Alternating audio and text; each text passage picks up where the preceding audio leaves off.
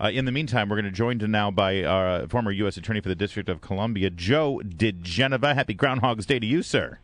It's a beautiful Groundhog Day here in Los Angeles. Oh, that's not fair. No. Did you see your shadow? Oh, you haven't seen your shadow yet. The It's sun's still dark, down. that's right, yeah. No, I'm seeing the shadow of the midnight revelers here. I bet. Yeah. Well, why don't we bring it back home here to Fairfax, where we are getting word about this police cover-up here. Fairfax police shooting a man named John Gear, and according to officers now bringing the word out, this is 17 months later, that he had his hands up when he was shot. What should we know about this story, and is it as disturbing as it sounds?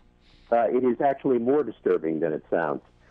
For more than a year, the Fairfax County Police, the local prosecutor, and the supervisors of the county board have kept secret information which should have been made public a long time ago about the facts and circumstances surrounding the shooting of an unarmed man by Fairfax County Police. And interestingly enough, in the documents that were released over the weekend, it is the police officers who actually nail their fellow police officer and Officer Torres for shooting the man while his hands were up as he was standing inside his doorway of his home. This is absolutely appalling that it has taken this long for Fairfax County to get this information. Now, remember, these are the good government people over in Fairfax. Yeah. You know, they love to brag about how wonderful they are and transparent. This is absolutely disgraceful. The Justice Department has started to investigate. I don't know whether or not there'll be a civil rights case here, but the fact that the Fairfax County prosecutor has not brought charges in this case is absolutely appalling. Well, I mean, this needs to be looked at very carefully by somebody. Joe, you mentioned civil rights, and I just need to bring this up because, you know, it has to be done. The man is not black. He's a white man, John Gear is, and so there are no marches. There are no people on television screaming justice for John Gear. There's no people out there screaming, you know, John Gear's life matters. You say there will be a civil rights case from the Justice Department. What would the grounds be? Well, if the police officer abused his authority to use force, you can have a civil rights violation based on that. But you know what? That's not really what's important here. What's important is that why did Fairfax County not release the facts for more than a year? Yeah. Well, they were claiming that it would interfere with the ongoing investigation, which has been over for a considerable period of time. This is really quite appalling in a modern day case. well, and what's interesting about it is that when they do release the documents, 11,000 pages of documents, by the way, they do it on the Friday before Super Bowl Sunday, Friday evening. Associated with this case in Fairfax County should be removed from office. I think the police chief should be fired. I have no idea what the prosecutor was doing all this time. And, you know, this is serious business. You know, you're talking to one of the best supporters of police officers in the country, me. I've supported police officers forever. But this is clearly an officer who needs to be looked at and whether or not he should have a weapon. His own fellow officers said that they could not believe that the weapon was fired.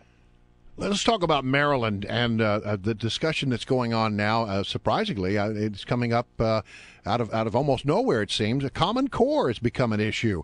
There's a Maryland mom who has filed a lawsuit saying that, hey, you know, you say that we have to do Common Core, but where's the law that says that? And then there's a bill that would nullify Common Core, and the governor's spokesperson is quoted as saying that Governor Hogan, the new governor of Maryland, wants to hit the pause button on Common Core.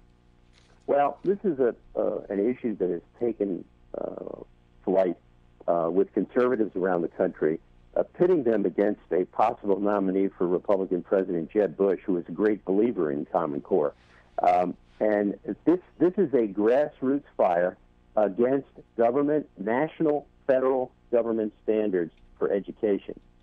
It's a very difficult issue to get your arms around because good people on both sides, like Bill Bennett, who favors Common Core, versus a bunch of other folks on our side who do not favor it. And I have been trying to sort of weed through it and figure out who's right and who's wrong.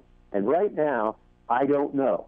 But I'm delighted that people are standing up for their rights as parents. I mean, the particular woman in Maryland says she doesn't want her children tested under these standards. And she's right.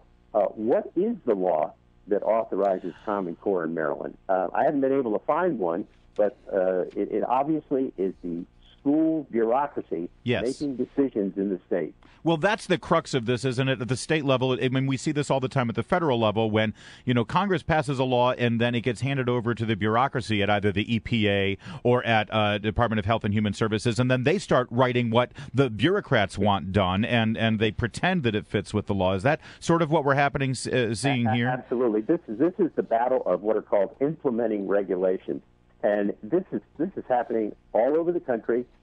This is a very serious issue. People care very deeply about what their children are learning. When you look at Common Core as it started out, it made a lot of sense. Whether or not it has metastasized into something else is basically a state-by-state issue. And this is not going to go away, though. This is actually going to be a presidential issue.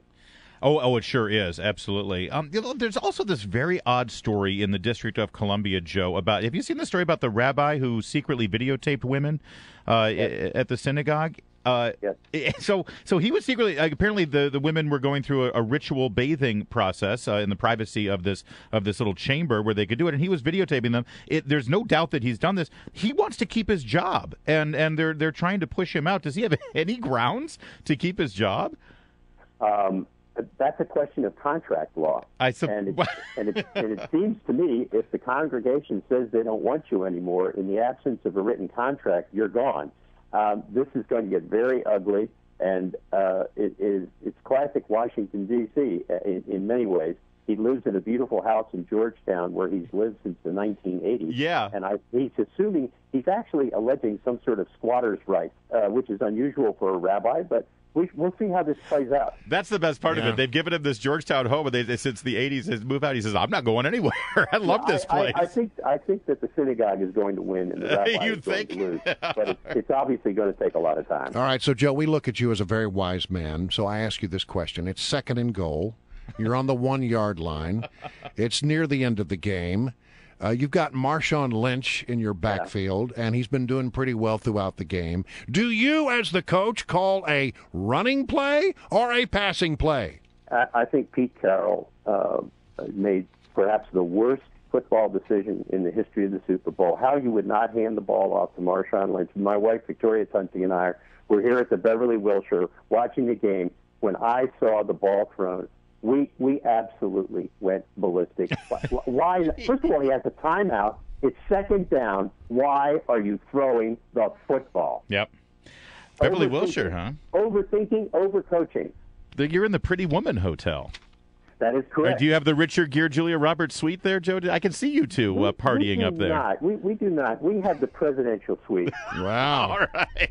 Oh, if only that were true. Think about it. President Joe DiGenova. Yeah. Yes, we have our Obama melons, our Obama apples up here. Very nice. And all right. Our Obama beer. Enjoy yourself with your Obama beer there. All right, Joe. Thank you so much. Good to talk to you. Okay, guys.